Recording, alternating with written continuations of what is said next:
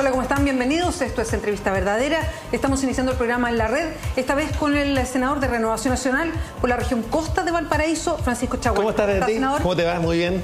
El senador viene de la zona, llegó a la entrevista y vuelve a la zona. Así, no, además fue un rally. Estuvimos en San Antonio con la gente de Cristo Rey que están reclamando por la instalación de una antena celular. Luego estuvimos con la gente de las comunidades ambiental de San Antonio, estamos luchando por la protección del humedal. Luego nos fuimos a Casablanca, estuvimos celebrando a las mujeres en su día, y ahora estamos acá y luego volvemos a Concón, así que un rally completo, pero acá estamos. Yo quería partir preguntándole por la situación de Renovación Nacional y Chile Vamos. ¿Está incómoda Renovación Nacional en estar en un mismo conglomerado con la UDI en el momento que está viviendo la UDI? Mira, nosotros creemos que hay que generar una coalición amplia, una coalición que sea tolerante, una coalición que sea capaz no solamente de articularse y de institucionalizarse como ha ocurrido ahora en un proceso inédito. Ni siquiera durante el gobierno del presidente Piñera había un sistema de coordinación como el que existe hoy día. Pero además yo he dicho que esto no basta con aquello. Lo que hay que avanzar fundamentalmente en los temas de preparación de los programas de gobierno. Hay que avanzar en ser capaces no solamente de fiscalizar al gobierno, sino que también levantar propuestas públicas de alternativa. Perdón, señor, yo entiendo eso, pero estoy hablando de antes de eso. Ahí voy. ¿Están cómodos con la UDI? Yo creo que obviamente la UDI está pasando un mal momento, pero lo cierto es que estamos disponibles a construir una coalición amplia, y la verdad es que no nos molesta. Obviamente está pasando un momento dificultoso. Tendrán que generar su proceso interno, tendrán elección de directiva, veremos cuál es la reacción. Pero no los han generado. O sea, es que le quiero preguntar bien puntualmente. Al interior de Renovación Nacional hay varias voces bien críticas respecto al rol de RN en Chile Vamos junto a la UDI. La UDI ha tomado determinaciones, no es que esté esperando cosas. Ya tuvo a uno de sus líderes máximos, que fue senador, Jovino Novoa, condenado, y la UDI no hizo nada. Y tomó una línea en ese sentido. La decisión de Pablo Longueira, que ya vamos a entrar en ese tema, fue una decisión personal, no impuesta por el partido, a propósito de la investigación que están sosteniendo sobre él. Entonces la UDI ya ha mostrado una fórmula de hacer las cosas. Eso yo quiero saber si usted está cómodo con eso. Beatriz, Renovación Nacional tomó un camino, la UDI tomó otro, muy distinto. Nosotros creemos que Chile Vamos no debe entrometerse fundamentalmente en las decisiones que tome cada uno de los partidos. Creemos sin lugar a dudas que contribuir a la unidad del sector, a recuperar la confianza de la sociedad civil en la política y en el sector. Por supuesto que no va a ser fácil. Ha estado en permanente cuestionamiento fundamentalmente el rol de la política y de los políticos en particular, y hay un dedo que apunta fundamentalmente a algunos parlamentarios de la UDI que están hoy día justamente tratando de esclarecer, velando también por el principio de inocencia, esclarecer las situaciones respectivas. Pero lo cierto es que yo creo que Chile Vamos no debiera intrometerse respecto de cuál debieran ser las sanciones que adopte cada uno de los partidos respecto a esta... ¿Y no se sienten incómodos como Renovación Nacional? Mira, yo creo que Renovación Nacional es un partido que va a liderar esta coalición, es un partido que tomó una decisión respecto de sus militantes, que puedan estar afectados por situaciones de esta naturaleza, y en ese sentido nosotros no nos vemos afectados. Ahora, nos gustaría que ojalá la UDI pudiera hacer el proceso lo antes posible, pero ellos tendrán sus tiempos y finalmente y es la opinión pública la que tendrá que juzgar, no nosotros. Senador, y aquí le pregunto a usted personalmente, ¿cómo evalúa lo que pasó con Pablo Longueira? Yo sé que hay un proceso abierto a la justicia, pero lo que sí conocimos y que no se puede negar es que SQM, cuando se denuncia y aclara que hay una serie de boletas que son ideológicamente falsas, que no tienen respaldo, apunta a 730 millones, por lo menos, al entorno de Pablo Longueira directamente, y al mismo tiempo conocimos correos donde hay un artículo que redacta un gerente de una empresa minera. Bueno, primero hay que distinguir varios temas. El principio, la responsabilidad política y la responsabilidad penal. ¿Sí? Y por supuesto que la responsabilidad penal tiene un estándar bastante más alto que la responsabilidad penal. En ese mismo sentido, yo creo que hizo bien Pablo Longueira en términos de renunciar a la UDI y esperar que se esclarezcan todas las situaciones que lo afectan. En segundo lugar, creemos que respecto a la responsabilidad penal debe primar el principio de la inocencia y veremos finalmente que se acrediten los hechos. ¿Tiene explicación lo del correo que le llega a él con un artículo que después finalmente queda en la ley tal cual? Sí, el tema dice relación fundamentalmente porque que esto esté asociado además, como se plantea, a la posibilidad de un financiamiento particularmente a la UDI. Pero este es un tema que tendrá que resolver la justicia. Si hay o no cohecho, es un tema que tendrá que resolver la justicia. Lo importante es que hoy día ha quedado meridianamente claro que no hay nadie por sobre la ley. Y hoy día vemos cómo una nuera de la Presidenta de la República, hemos visto cómo parlamentarios en ejercicio o parlamentarios que dejaron o terminaron su periodo, hoy día están siendo juzgados. Y esto es muy importante y una señal que diría que es relevante respecto al Chile que queremos construir. Un Chile que además está viviendo una crisis de confianza de envergadura y donde se destruyó el sentido de comunidad. Y esto es lo más grave. Y esto yo diría que la crisis más grande que está viviendo Chile es que se destruyó el sentido de comunidad. Porque no solamente hay una desconfianza interpersonal, que solo el 13% de los chilenos confía en su vecino, sí, es un tema que genera una crisis. Una cultura del metro cuadrado donde hay ausencia de un proyecto colectivo y una mirada a largo plazo también es una dificultad. Ahora, senador, que la política se mire al ombligo y resuelva solamente los problemas de la política es una dificultad mayor. Y que además las urgencias legislativas no tengan que ver con las urgencias ciudadanas, no tengan ninguna vinculación, más grave todavía. Y por tanto el descrédito es completo. Pero convengamos además que si todas las semanas se destapa algo, porque ha sido como la tónica, todas las semanas ya, pongamos todos los meses se destapa algo grave, o sea, yo no sé cuándo vamos a poder empezar a tender puentes para esa confianza, porque la información no se detiene. O sea, esto yo creo que es un caso que provoca un terremoto fuerte. Absolutamente. Senador, le quería preguntar por lo que pasa con el gobierno de Sebastián Piñera. Es un gobierno que usted se sintió parte de ese gobierno, como toda la alianza, y el expresidente tuvo que salir ayer a aclarar algunos puntos. ¿Y lo hizo bien? Sí, él no aclaró si un punto que hoy día aparece aclarado, o por lo menos aparecen las versiones del seguimiento de esto en el Clinic. Se le preguntó varias veces al expresidente Sebastián Piñera cómo es que por qué había quedado redactado el artículo tal como lo había redactado el gerente de SQM, Patricio Contés. El presidente dice que la autoría del proyecto es del gobierno y ahí pone un punto. No detalla muy bien las comunicaciones, en fin. Hoy día lo hace el Clinic. El Clinic hace un seguimiento a este correo, como esta parte. ¿Qué pasó?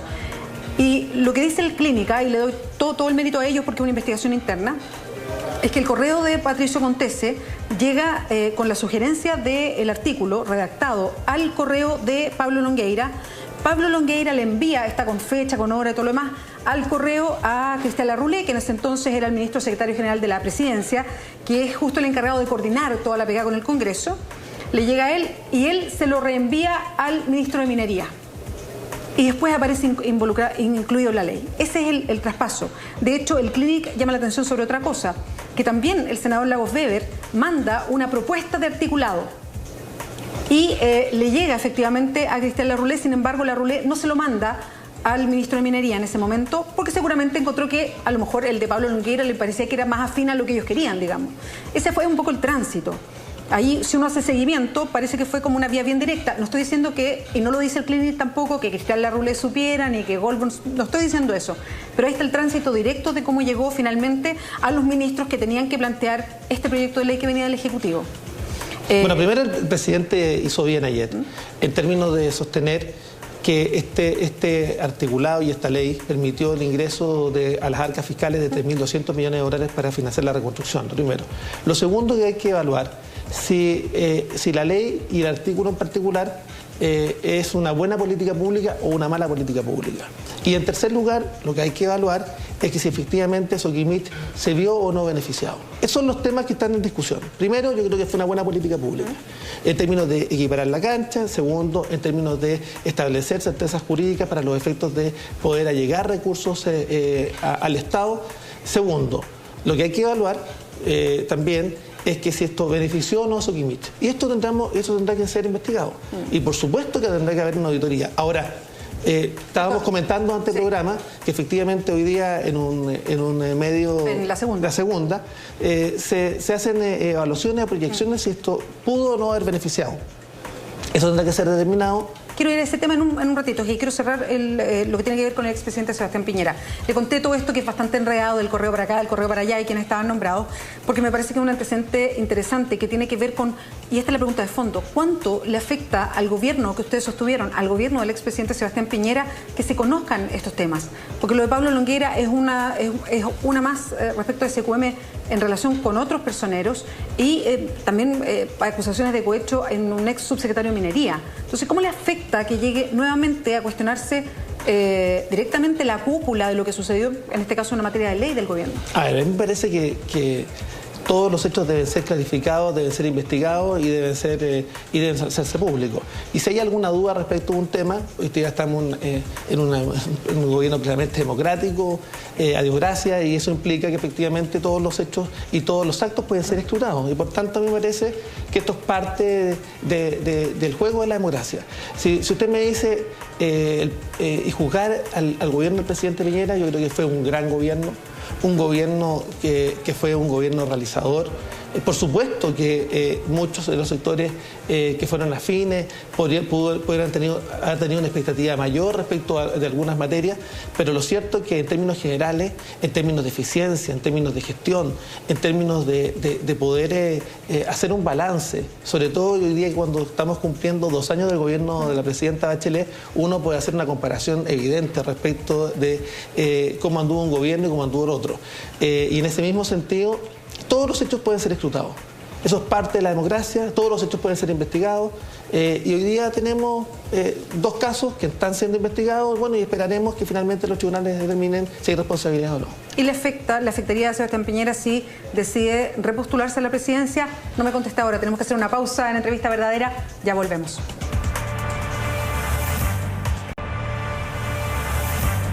Sigues en Entrevista Verdadera, estamos conversando con el senador por Valparaíso de Renovación Nacional, Francisco Chaguán. Me entretenía las conversas en el intertanto. No, pero las podemos hacer, las podemos traer. No, lo que pasa es que seguimos conversando los mismos temas, ¿no? Sí. Quedamos pendientes en una pregunta y tenía que ver con la posibilidad de reelección de Sebastián Piñera o de ir a la carrera por la reelección, entendiendo que usted también tiene aspiraciones presidenciales, la ha dicho abiertamente. ¿Se nublan las aspiraciones de Sebastián Piñera con esto que afecta a su... Primero, yo creo que en absoluto, yo creo que el gobierno de Sebastián Piñera fue un buen gobierno, pero por supuesto que tendrá que validarse por la opinión pública y por la ciudadanía. Nosotros somos partidarios de una primaria abierta, convocante, ciudadana, y yo quiero pedirle a mi partido que efectivamente podamos tener una primaria convencional en marzo del año 2017. ¿Perdón, lo pide porque no hay muchas ganas? No, yo lo pido porque en definitiva me parece que un partido que ha optado por efectuar primarias convencionales como lo hizo durante las anteriores elecciones parlamentarias, hoy día a puertas de una elección municipal y luego parlamentaria, podamos tener respecto de las presidenciales una primaria abierta, ciudadana y vinculante que nos permita que los candidatos de Renovación Nacional se desplieguen por el país, generen masa crítica, generen entusiasmo, generen de nuevo credibilidad en la política y en el sector en particular, y seamos capaces también de definir cuál va a ser el programa de gobierno, porque no basta llegar a la moneda, es para qué llegar a la moneda.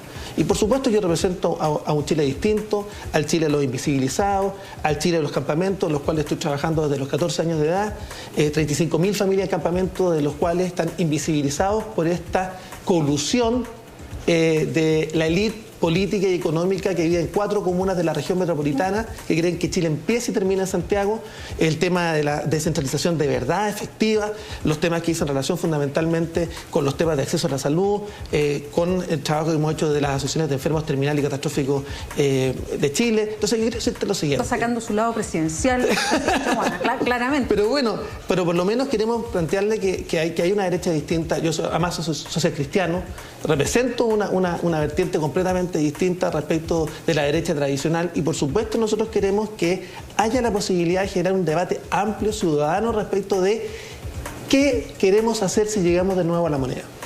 Eso es lo primero. Lo segundo, si Sebastián Piñera pretende ser nuevamente candidato, yo creo que los hechos que están siendo investigados finalmente no nublan lo que fue en términos generales un buen gobierno. Ahora, una primaria interna se sacarían los ojos, ¿o no? No, si hacemos una primaria inteligente como la que hemos propuesto nosotros.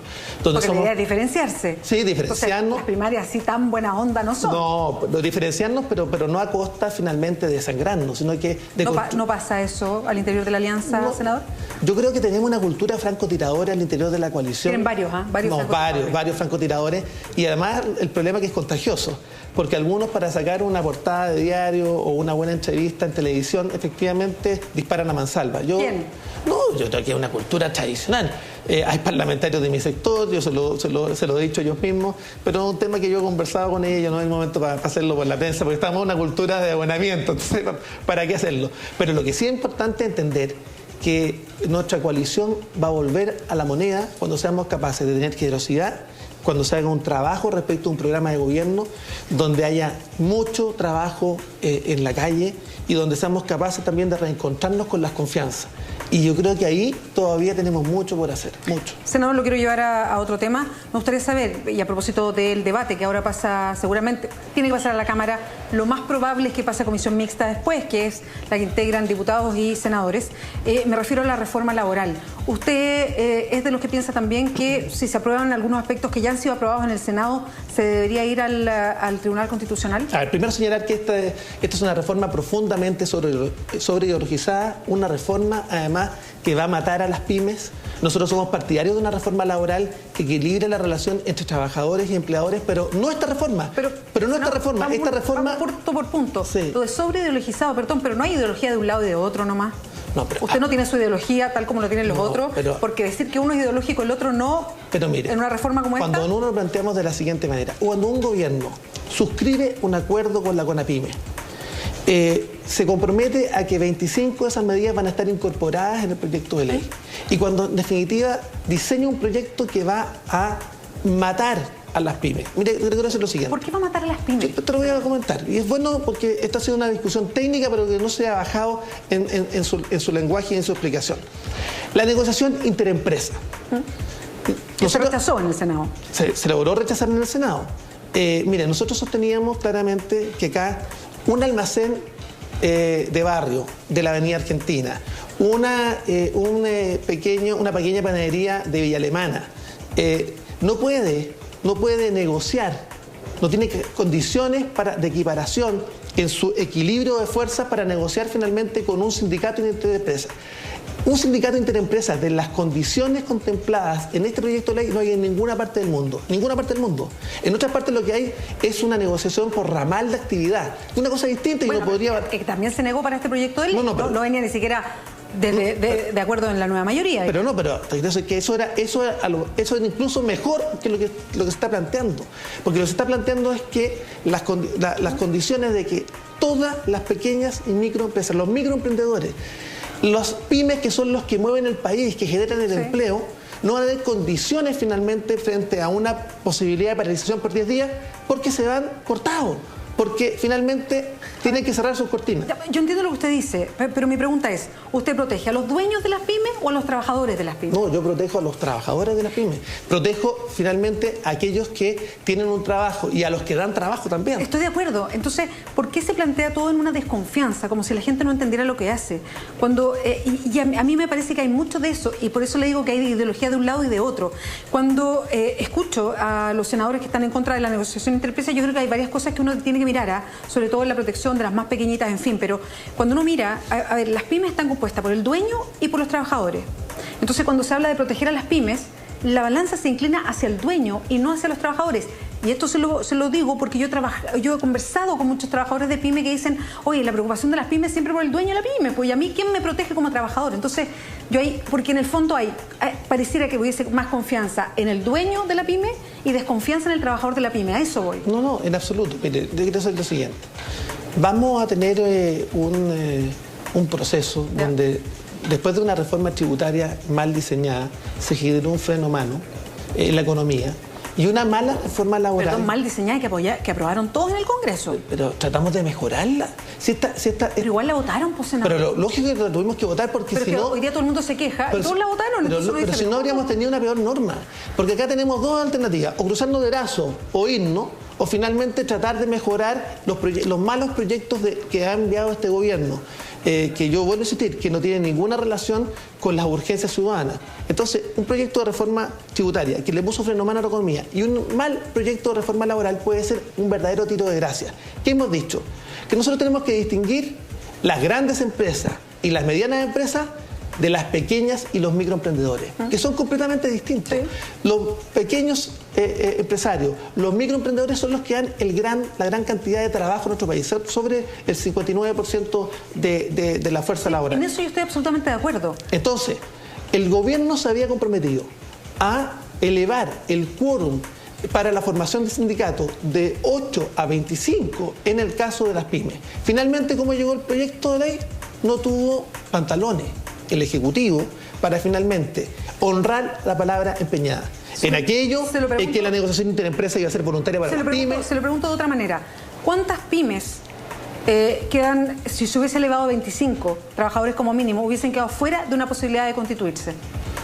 Estamos hablando acerca de constituirse como los sindicatos. Exactamente. Estamos hablando acerca de 600.000 trabajadores. Bueno, pero ese es un tema. Pero en definitiva, pero estamos velando por el trabajo de esos 600.000 trabajadores, porque lo que se puede producir hoy día, efectivamente, es que si se da además y se aprueba en la comisión mixta una negociación interempresa, mira, le quiero decir, además con una incapacidad finalmente con adecuaciones, con este proyecto, con esta indicación de adecuaciones necesarias, donde el empleador no puede hacer reemplazo interno en una pyme.